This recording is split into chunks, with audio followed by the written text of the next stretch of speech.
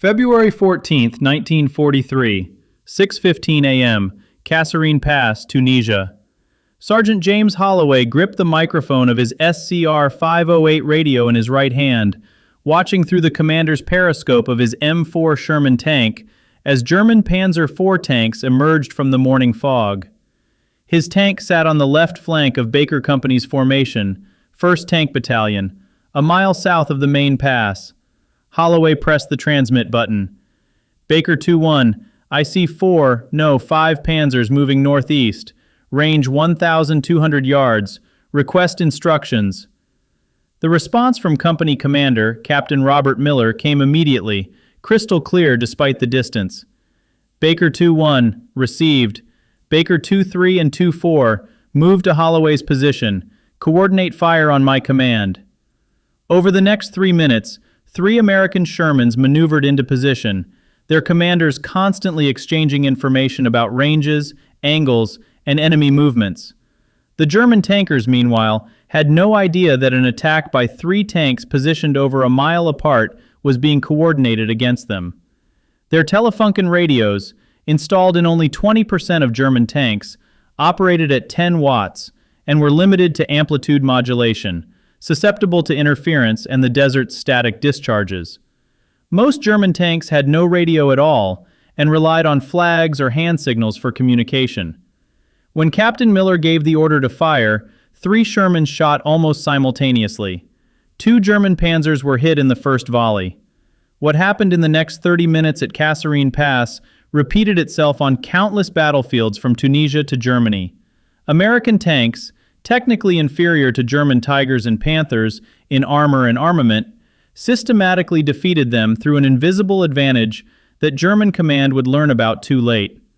This wasn't superiority in steel or firepower, it was superiority in communications.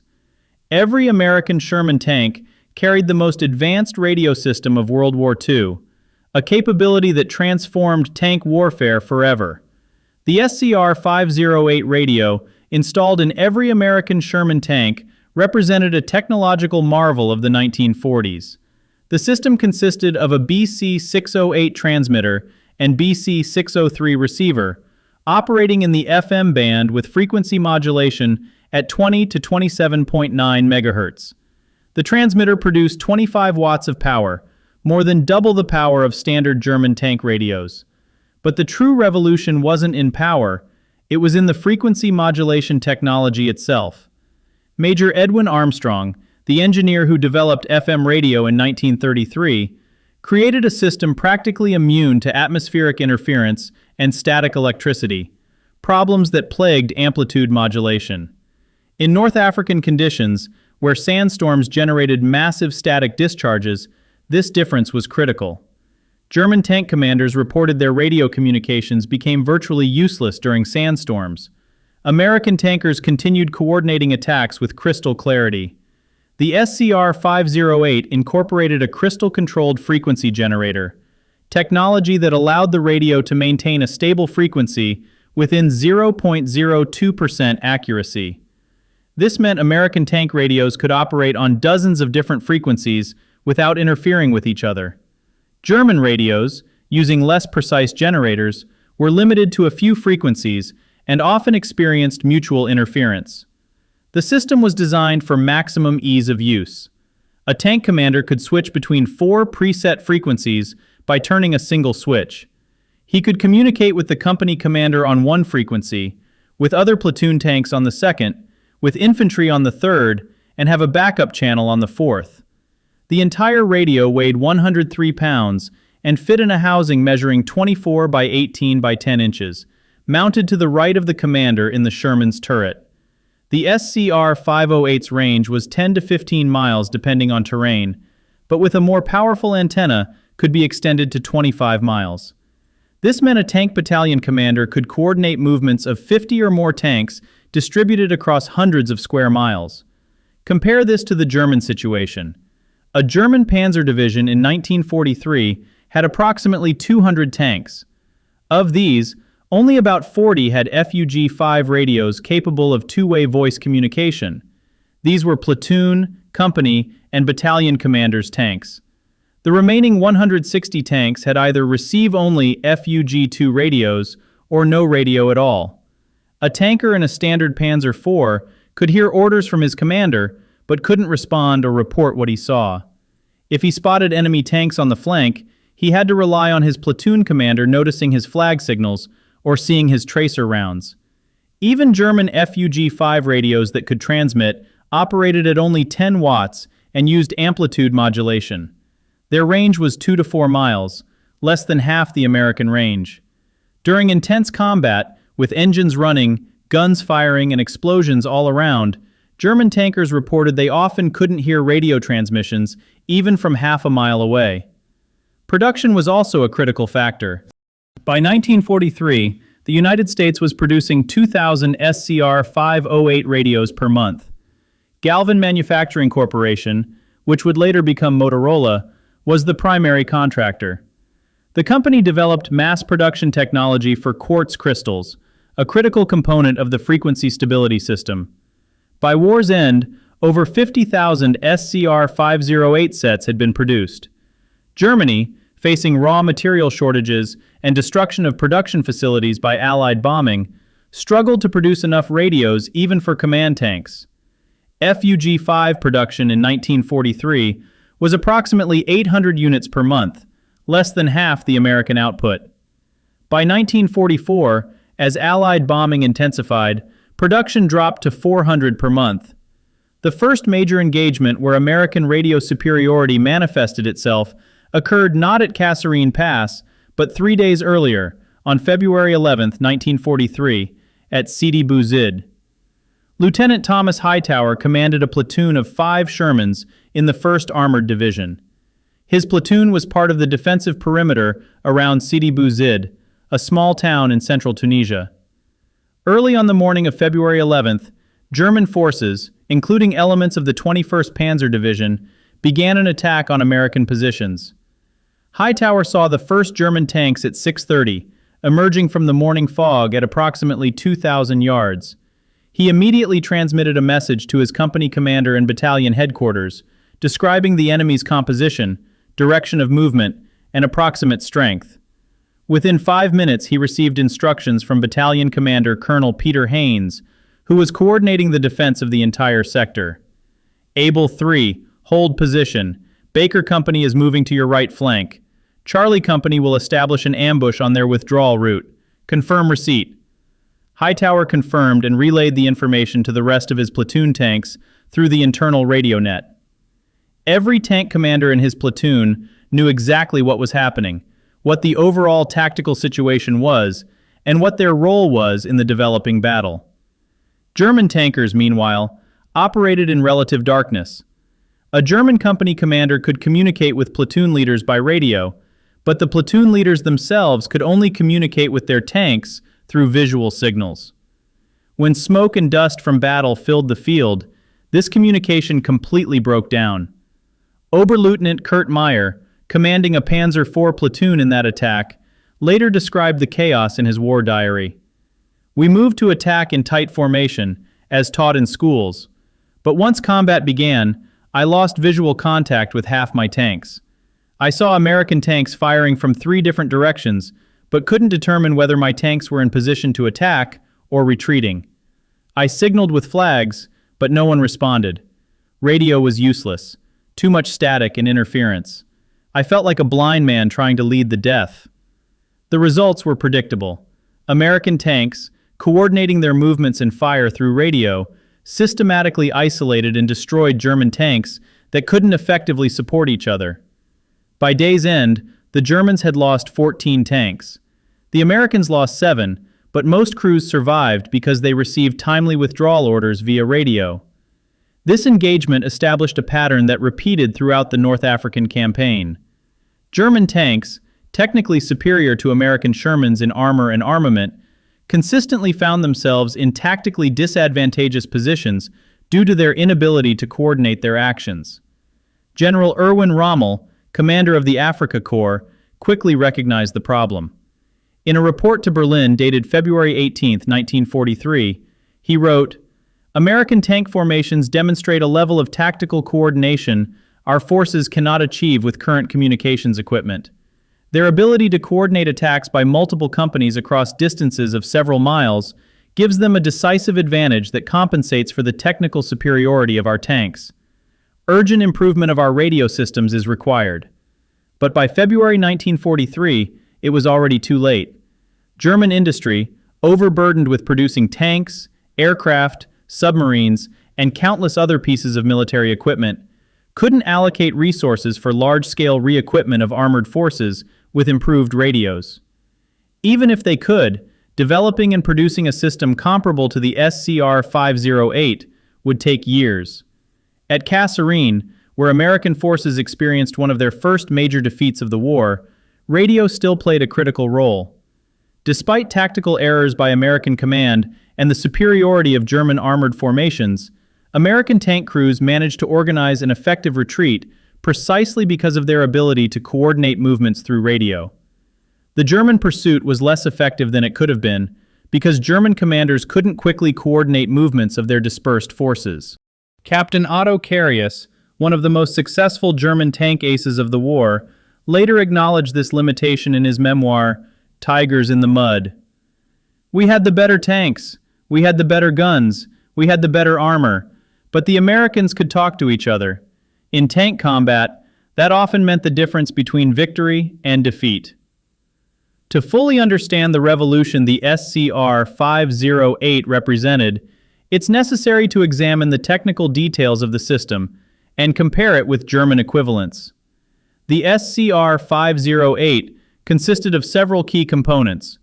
The BC-608 transmitter used 4 tubes, including 2 1625 power output tubes that generated 25 watts of RF power. The BC-603 receiver was a superheterodyne receiver with 8 tubes, providing high sensitivity and selectivity. The power system required 12 volts for tube filaments and 275 volts for anode circuits, supplied by a dynamotor converting the tank battery's 12-volt supply. Crystal frequency control was the key innovation. Each radio came with 4 quartz crystals tuned to specific frequencies. The tank commander could switch between these frequencies by turning a selector. The crystals provided frequency stability within 0.02%, meaning that even with temperature changes, tank vibration, and other factors, the radio remained precisely on the assigned frequency. This contrasted with the German FUG-5 system, which used manual tuning. The radio operator had to physically rotate a capacitor dial to tune the transmitter and receiver to the desired frequency. This was a slow process requiring several minutes, and the frequency could drift, requiring constant adjustment. The SCR-508's FM modulation also provided substantial advantages. With FM, information is encoded in changes to the carrier wave's frequency rather than amplitude as with AM. This makes FM practically immune to amplitude interference from atmospheric discharges, engine sparking, and other noise sources. In a tank surrounded by running engines, turret electric motors, and generators, the amount of electrical noise was significant. The FM system ignored most of this noise.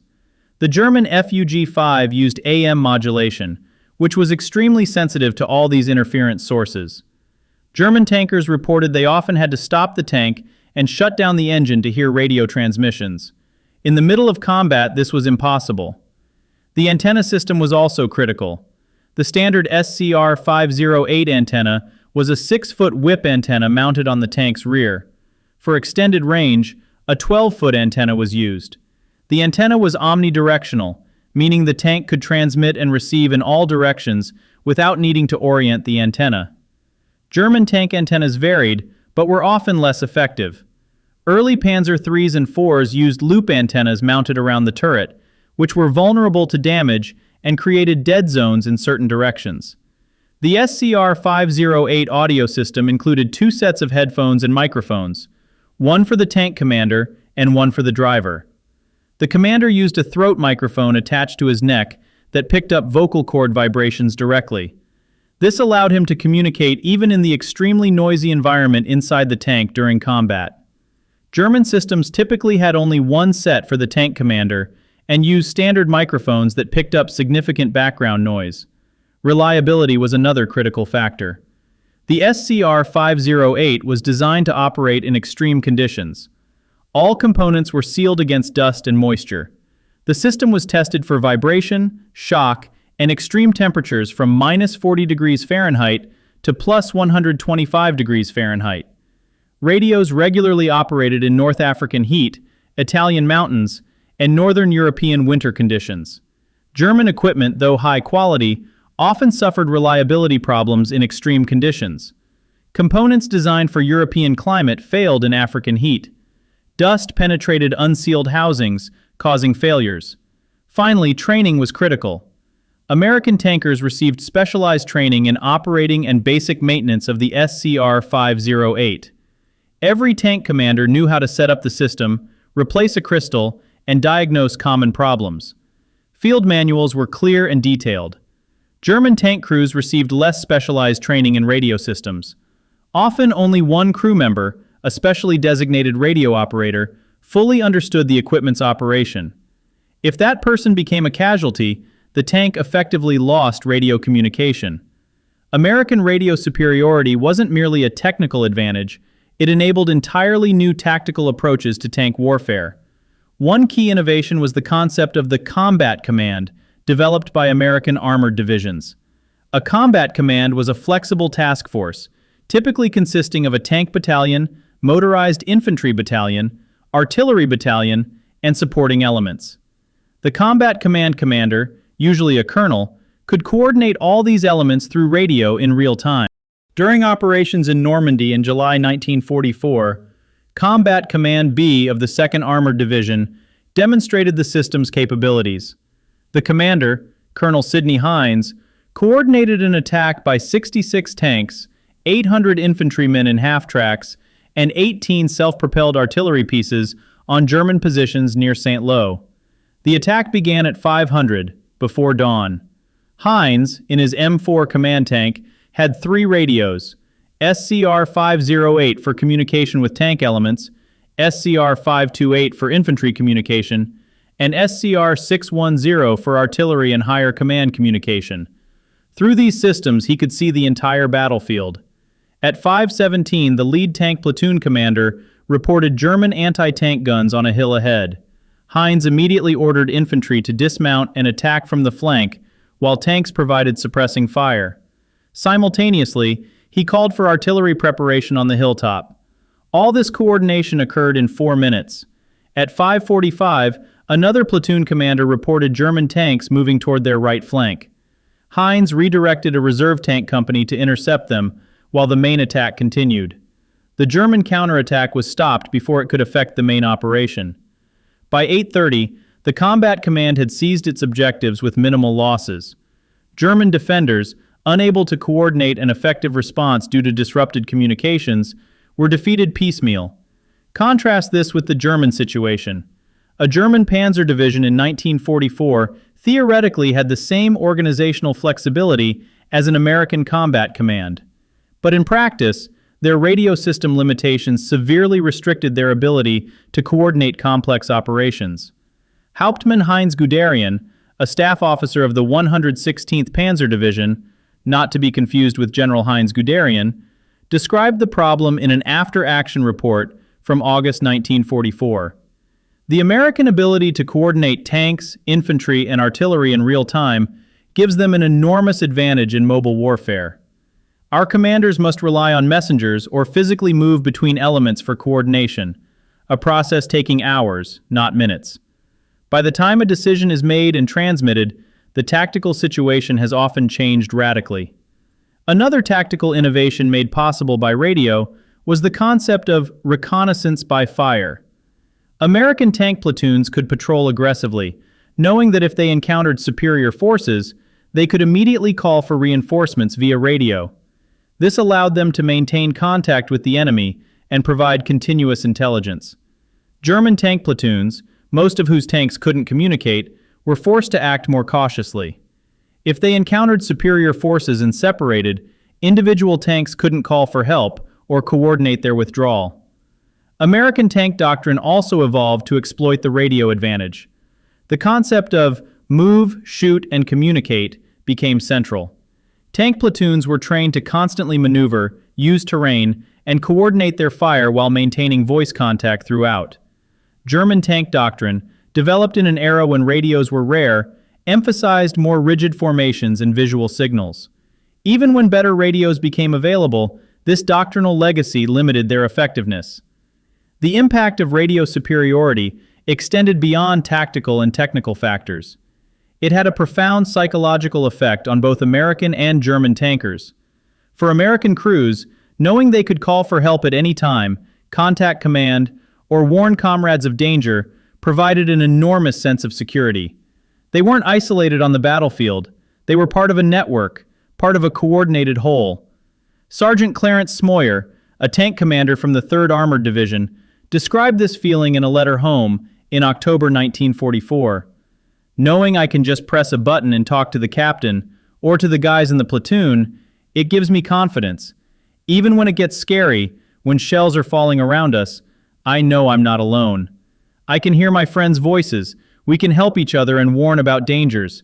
It makes this hell a little more bearable. For German tankers, the situation was reversed. Tankers in regular Panzer IVs or Panthers, not equipped with radios, described feelings of isolation and helplessness. They could see battle developing around them, but couldn't communicate, couldn't call for help, and couldn't even tell their comrades what they saw. Oberschütze Fritz Langanke, a gunner in a Panzer IV, recalled his experience in France in summer 1944. We moved to attack in column. The platoon commander was ahead in the tank with a radio. We were supposed to follow him and watch for his signals. But when shooting started, smoke was everywhere. I lost sight of the platoon commander. We drove forward. I didn't know where. Suddenly I saw American tanks on the left. I shouted to the commander, and he shouted to the driver, but they were to our right, shooting. We couldn't tell the other tanks in the platoon. We couldn't warn them. We could only fight and hope someone saw us, someone would come to help. 2 of our tanks were knocked out before the platoon commander understood what was happening. We felt blind and mute. This sense of isolation intensified when German tankers observed the coordinated actions of American tanks.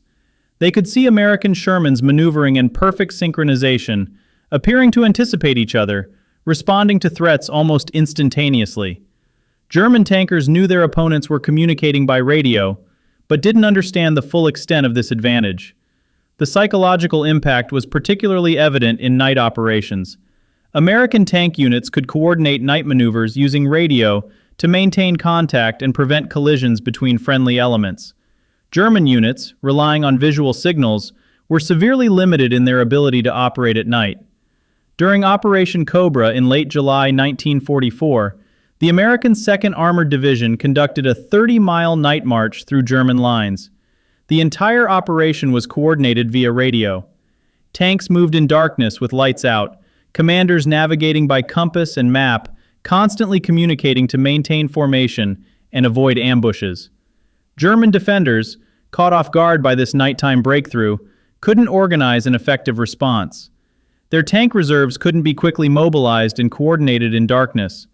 By dawn, American forces were already deep in the German rear, cutting supply lines and creating chaos. The morale effect of radio also manifested in the ability to evacuate wounded crews. When an American tank was hit, the commander could immediately call for medical assistance via radio, providing a precise location and description of injuries. This knowledge, that help would come quickly, provided enormous reassurance to crews. German tankers in disabled tanks without radios could only wait and hope someone would notice their plight. In the chaos of battle, especially when the front line moved rapidly, wounded crews sometimes remained undiscovered for hours or days. American commanders also used radio to maintain morale during combat. A battalion commander could speak directly with each tank commander, providing encouragement, explaining the tactical situation, and assuring them that reinforcements were coming. This direct link between command and frontline soldiers was unprecedented in military history. Lieutenant Colonel Creighton Abrams, commander of the 37th Tank Battalion, 4th Armored Division, who would later become Army Chief of Staff, and for whom the M1 Abrams tank would be named, was known for his inspiring radio transmissions during battle. During heavy fighting in the Ardennes in December 1944, He regularly contacted company and platoon commanders, often under enemy fire, providing tactical guidance and moral support. One of his subordinates, Captain William Dwight, later recalled, "Hearing Colonel Abrams' voice on the radio, calm and confident even when the situation was desperate, gave us strength to continue. He always knew where we were, what we were doing, and what we needed.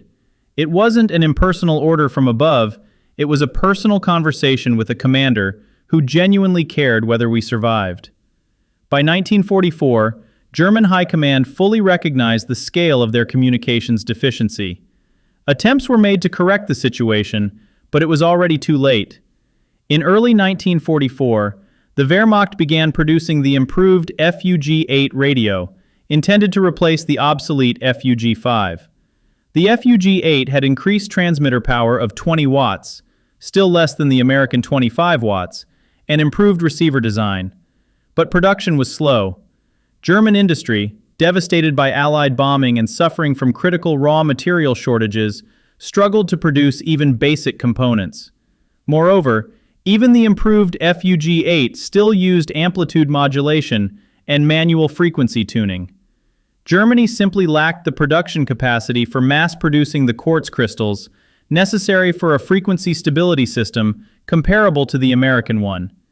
By the end of 1944, only about 3,000 FUG-8 sets had been produced, insufficient even to equip all command tanks, let alone regular ones.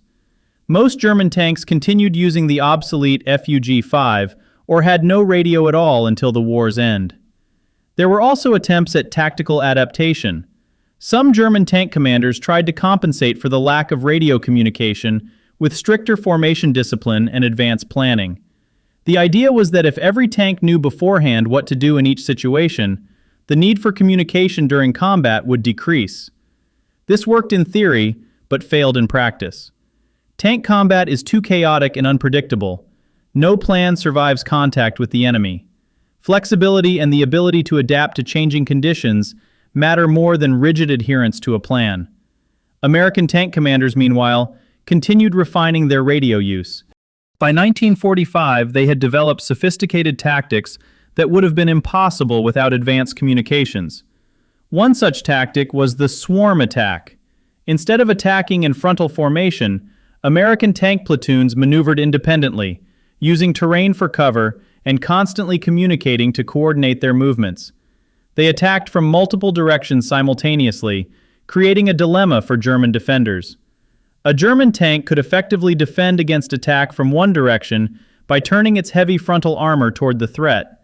But if American tanks attacked from 3 or 4 directions simultaneously, the German tank inevitably exposed its weaker side or rear armor to one of the attackers. Coordinating such an attack required constant radio communication. Tank commanders needed to know where their comrades were, when they were ready to fire, and where the target was moving. Without radio, such coordination was impossible. Oberst Hans von Luck, commander of the 125th Panzer Grenadier Regiment, 21st Panzer Division, described an encounter with an American swarm attack in Normandy. "I saw 4 American Shermans moving toward our positions. Our Panthers were in concealment, ready for ambush.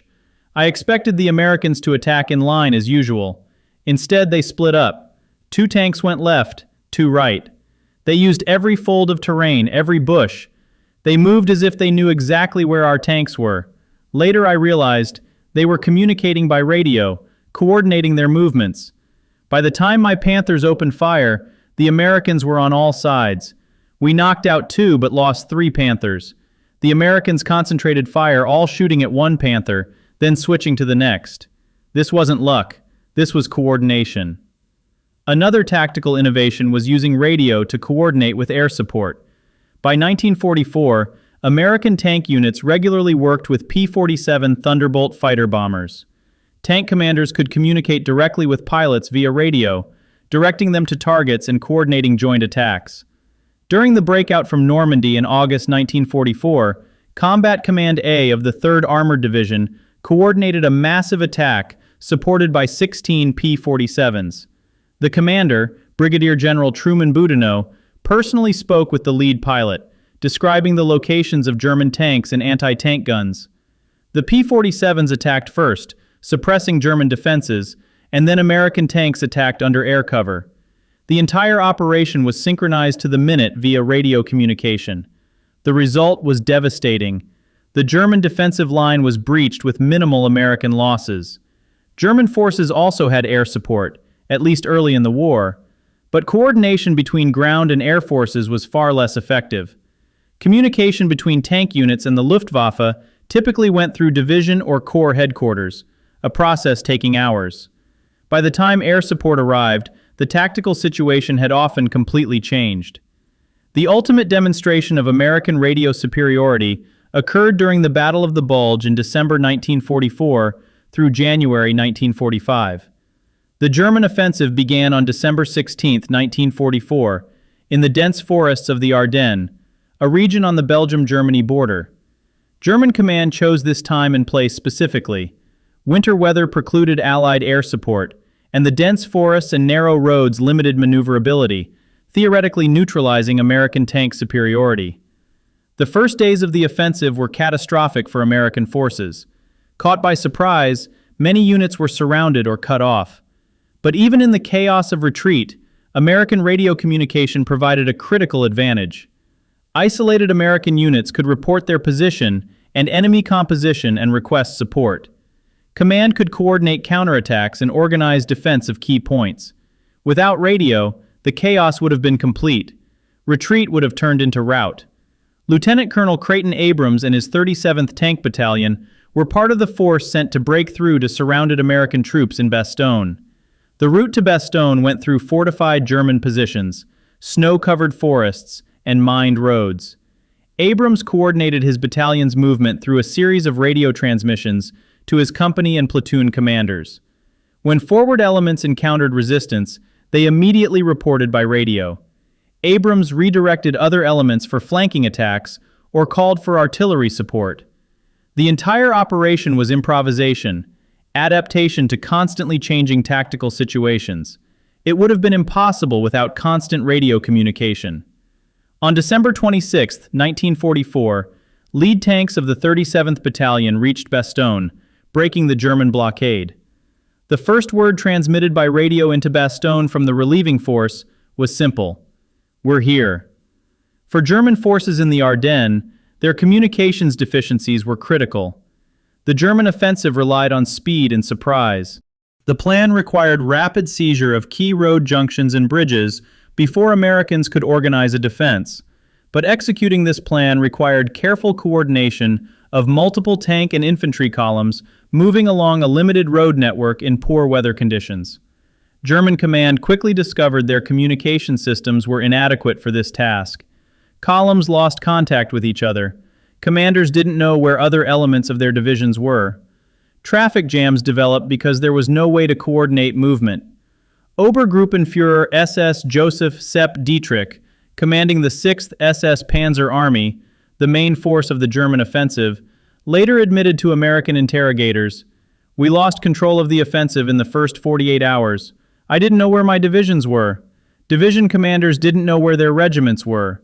Radio communication was sporadic and unreliable. Messengers took hours to find units in the forests. By the time I received situation reports, they were 6 or 8 hours out of date. We were a blind giant swinging fists in the dark." Contrast this with the American response. Despite initial surprise and chaos, American High Command quickly assembled a picture of the German offensive through radio reports from dozens of units across the front. Even isolated and surrounded units continued transmitting information. General Dwight Eisenhower, Supreme Commander of Allied forces, could coordinate a massive redeployment of forces to counter the German offensive. The 82nd and 101st Airborne Divisions were moved from reserve to critical points within 24 hours. Armored divisions hundreds of miles away were rushed to the front. This entire mobilization was coordinated through an extensive radio network connecting Eisenhower's headquarters with Army, Corps, and Division headquarters. Information flowed upward, orders flowed downward, all in real time. By late December, the German offensive was stopped, largely due to German command's inability to coordinate its forces and exploit their initial successes. American forces, despite numerical disadvantage at the battle's start, managed to organize an effective defense and then counteroffensive thanks to their communications superiority. The story of American radio superiority wasn't a story of inevitable victory for advanced technology. It was a story of investment, foresight, and institutional learning. Development of the SCR-508 began in the late 1930s, long before America entered the war. The U.S. Army, studying lessons of tank warfare in Spain and Poland, identified radio communication as a critical need. Budget was allocated for research and development. Contracts were awarded to private companies like Galvin Manufacturing. This required foresight. In 1939, most world armies still saw tanks as infantry support, not as an independent striking force. The concept that every tank should have a radio seemed extravagant. The cost was also significant. Each SCR-508 radio cost approximately $1,500 in 1943 prices, equivalent to about $25,000 today. With 50,000 sets produced, total expenditure exceeded $75 million, an enormous sum at the time. But this was an investment that paid off. The ability to coordinate tank operations saved thousands of lives and shortened the war. Every mission executed more efficiently thanks to radio communication. Every ambush avoided thanks to timely warning. Every wounded crew saved thanks to rapid evacuation. All were direct results of investment in communications technology. Germany, in contrast, never made this investment. Partly this was due to economic constraints. The German economy, though mobilized for war, was smaller and less productive than America's. Germany had to make difficult choices about resource allocation, but it was also a matter of priorities and institutional culture. German military leadership, especially early in the war, focused on tank guns, armor, and speed, visible, tangible elements of tank power. Radio communication seemed secondary, an auxiliary system. Even when deficiencies in German communications became obvious, institutional inertia hindered change. Tank production lines were optimized for maximum output. Stopping production to retrofit tanks with improved radio systems would mean reduced output in the short term. Under pressure to produce more and more tanks to replace losses on the Eastern Front, factory managers resisted any changes that would slow production. By the time German high command fully appreciated the critical importance of communications, it was too late. Resources weren't available. The industrial base was being destroyed by bombing. Skilled labor was depleted. The war was lost. But the war's lessons were learned. Post-war military doctrines of all major armies emphasized communications as a key element of military power. The concept of network-centric warfare, which dominates modern military thinking, has its roots in the experience of American tank forces in World War II. The modern M1 Abrams tank has communication systems that would have been unthinkable in the 1940s. Satellite communications, digital data links, and integrated tactical computers. But the fundamental principle is the same. A tank that can communicate, can coordinate, and can be part of a network is more effective than a tank operating in isolation, regardless of how thick its armor or powerful its gun. April 23, 1945, 14:30 hours, eastern bank of the Elbe River, Germany. Captain Robert Lucas sat in his Sherman commander's cupola, looking through binoculars at the opposite bank, where Soviet T-34 tanks were lined up. This was a historic meeting. American and Soviet forces had linked up, cutting Germany in half. The war in Europe was virtually over. Lucas pressed the transmit button on his SCR-508. Baker 6, this is Baker 2-1. Confirm visual contact with Soviet forces. The war is over, sir. We did it. The battalion commander's voice came back, clear and crisp. Received, Baker 2-1. Excellent work. Pass congratulations to the crew. As Lucas switched off the radio and removed his headphones, he paused to reflect on the journey that had brought him here. He remembered North Africa, where he first saw how radio could transform tank combat. He remembered Italy, France, Germany, countless engagements where coordination and communication meant the difference between victory and defeat. He thought about tankers who fought in tanks without radios, in isolation, unable to call for help, unable to warn comrades. He He understood how fortunate he and his crew were to have this invisible advantage. On the other side of the Elbe, a German tanker, Stabsfeldwebel Werner Koch, sat beside his burned-out Panther. His tank was one of the last knocked out in the war, a victim of a coordinated attack by 3 American Shermans that surrounded him from 3 sides simultaneously. Koch survived, his crew survived, but as he looked at his destroyed tank, he thought about the paradox of German tank warfare. They had the better tanks, better guns, and better armor. Tigers and Panthers were technological marvels, capable of destroying American Shermans at ranges where Shermans couldn't respond. But the Americans could talk to each other. This simple advantage, the ability to coordinate, share information, and act as a unified whole, outweighed all the technical advantages of German tanks. In his diary that night, Koch wrote, "We lost the tank war not because our tanks were bad. We lost because our tanks were mute. The Americans fought as a network, each tank supporting all the others. We fought as individuals, each tank isolated. In modern warfare, the network defeats the hero." Post-war analysis confirmed this assessment. The U.S. Strategic Bombing Survey, conducting interviews with German officers after the war, repeatedly heard the same thing. German tank commanders of all ranks identified communications as a critical weakness. Generaloberst Heinz Guderian, Inspector General of Armored Troops, not to be confused with the captain mentioned earlier, was straightforward in his post-war interview. "We understood the importance of radio communication, but never had the resources to equip all tanks. This was a fatal error.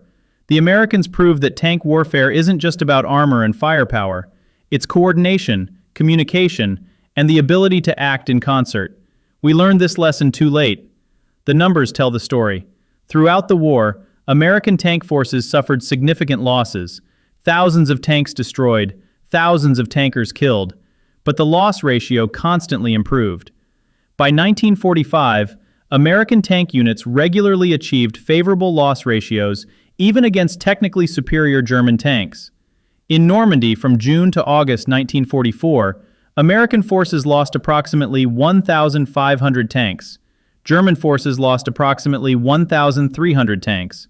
Superficially, this seems nearly equal, but the Americans replaced their losses within weeks. Germany couldn't. Moreover, most American tank crews survived to fight again.